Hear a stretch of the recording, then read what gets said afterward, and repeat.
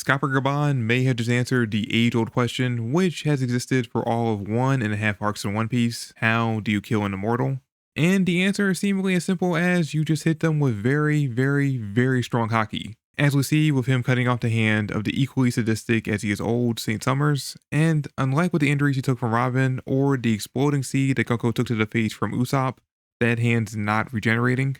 So, as of right now, the odds of the good guys saving the kids and Elbaf as a whole have just skyrocketed now that Scapper has entered the ring.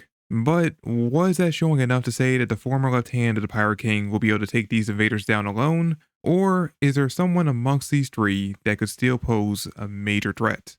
Okay, so fun fact, if you read the original release of chapter 1148, then you'll notice a slight error Oda makes with the art at the end there, where originally we see that the hand Summers lost was his left, but on the final page of the chapter, it's his right hand is missing, which now has me extremely interested in seeing which hand Oda decides to be the one that he actually lost. Odds are it's going to be the left, since that's almost exclusively the one One Piece characters seem to lose, but that's if the loss is going to be permanent, which as of the recording of this video, we don't know if it will be. So because of that, I'm betting all of my chips on it being the right. Anyway, with this reveal, Scopper just shifted the scales of this conflict from completely in favor of the Holy Knights to being a bit more even. I would say it's now favoring the good guys, but really, Scopper is the only thing that's actually moving the scale at all, and if he gets taken out, then, well, we're kind of fucked.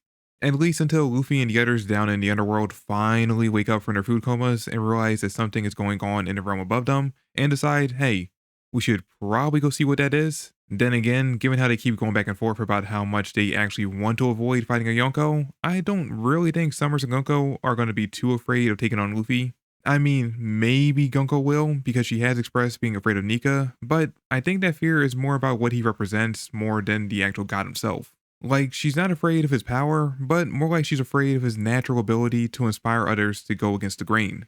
Summers though, yeah, I don't sense any fear from him at all. But just the mere sight of Scapper has Summers shaking in his boots, so we definitely know that he doesn't want to face him. And look, the Holy Knights have surprisingly proven to be bigger threats than any of us ever expected over these past few chapters. At least the three we've seen here on Elbaf have, which granted are basically the only members of the group that we've actually seen in action. I mean, sure, there's Big Papa Garland, who we did see severely punish and then kill Saint Don Quixote Mosgard for the crimes of being an actual decent person. Can't have that in the Holy Land. But the unfortunate beating he put on one of the only two decent world nobles we've ever been introduced to was done completely off screen. So aside from sitting in a chair, we've yet to actually see this old man really do anything. Except kill the King of God Valley, which the anime kindly reminded me of in its latest episode going over Kuma's flashback, but that's not really much of a feat.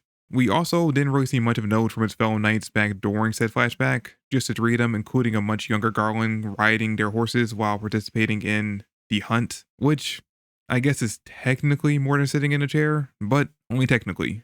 Point is though, besides proving that he has a master's degree in ore farming, Garland realistically hasn't been the best representation for the Holy Knights, while Summers, Gunko, and Killing Cam have basically been carrying the group on their backs by almost forcing Elbaf to bend a knee with very little effort.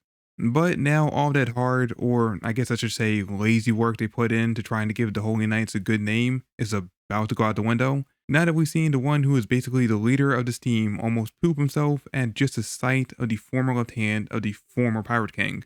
Gotta throw in that word former as much as I can because I really need to emphasize just how embarrassing that final showing from Summers was in the last chapter. And as you probably noticed if you're a fan of One Piece or really any shonen manga and you have even just peeked into their communities on either Twitter or Reddit, all it takes is one embarrassing moment for a character or organization to lose all credibility. And Summers basically being bitch slapped by an old man is probably going to be enough.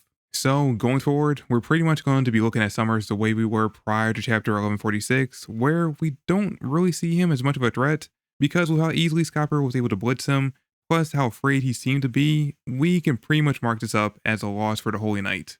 And that does sort of carry over to Gunko. I would definitely argue that her arrows would be much more of a hassle to deal with than Summer's thorns, but I still don't see Scapper having a hard time with them, seeing as he seems to be very skilled with observation hockey, and I'm still betting on that being the way to get past her arrows. Which just leaves Killing Cam as the only Holy Knight left that could possibly stand in the way of this legendary pirate. But here's the thing, I actually like our newest Dragon Boy's odds against Scopper, the Giants, or any of the Straw Hats, including Luffy, due to how hacks his devil fruit is. Because I mean, dude, how do you fight someone that can literally control your dreams? Killing Cam's abilities basically make him a one-man army, ready to face any kind of situation head-on with a very high chance of winning. First off, he has the ability to put people in various states of sleep, anywhere between full-on unconscious, as we see him do with the kids, and sleep paralysis, which we see him use on Anj in 1147. And honestly, that's probably the more terrifying one. If I was the one battling Killing Cam, I'd much rather him just completely put me to sleep, because at least then, in the best case scenario, he'd just leave me be, and in the worst case, at least I die in my sleep completely unaware of any danger I'm in. But being put in sleep paralysis means that you are fully aware of what's going on, you'd feel every bit of pain he puts on you, but you're unable to do anything to defend yourself. I swear, I've had nightmares with that exact scenario. Makes you feel even more for Anj because she actually had to go through that a couple chapters ago.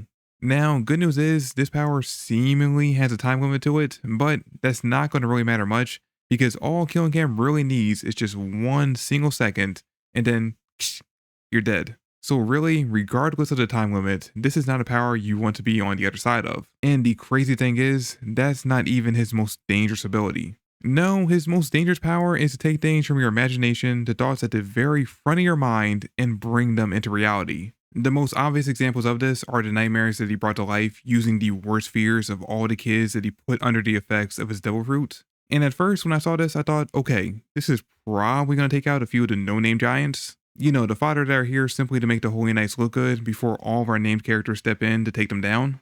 Which again, at first, seemed like the direction we were heading in, because we saw the giant warrior pirates and Scopper easily take out a couple of them. Hell, even Frankie was able to take out that Zeus-like nightmare without really breaking a sweat. But then we ran into the whole Mother situation, where the seemingly unstoppable giant warrior pirates were very much stopped by the nightmares modeled after the moms of some of the kids. And you're probably thinking, why were they able to take out all of the monsters so easily, but these discount big moms gave them so much trouble? Well, to answer that, we have to look back to when Killing Cam used his power on Summers.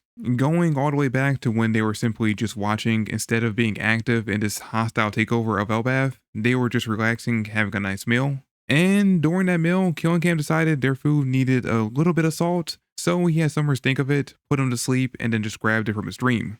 And adding that salt instantly made the food taste much better, as we see from that very adorable panel of Gunko lighting up due to how delicious the food now tasted.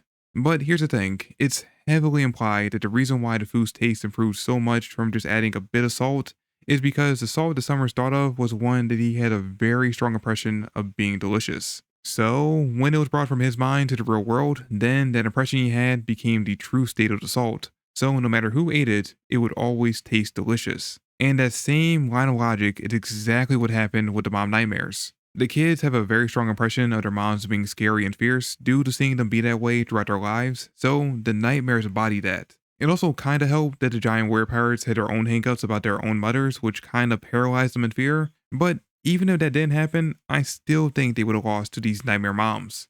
And I also think that's the reason why the monsters were so weak in comparison. Because while the kids can look at pictures of them and see how scary they look, they've never seen them in real life, so they have no real idea of how strong they'd actually be. For a while now, there's been a theory running around the fandom that Luffy's strength relies heavily on how strong others believe he is, which, based on how his devil fruit works, that might actually be somewhat true. But Killing Cam's nightmares are Oda literally taking that theory and running with it, but for the other side, making him now one of the single most dangerous opponents we've seen the crew face up until this point. And you know what? I'm just now remembering as I'm recording this video that Killing Cam is an awakened Zoan. So hopefully everything we've seen him do so far has been his awakened abilities and not his normal ones. Because if they weren't, then we might be in for a future where even with his mastery of hockey, Scopper Gaban might be just too far out of his prime to take down this dangerous threat. But it's not all doom and gloom, because while Killing Cam's abilities might make him an even match for one single sun god, I doubt even he would be able to handle taking on two.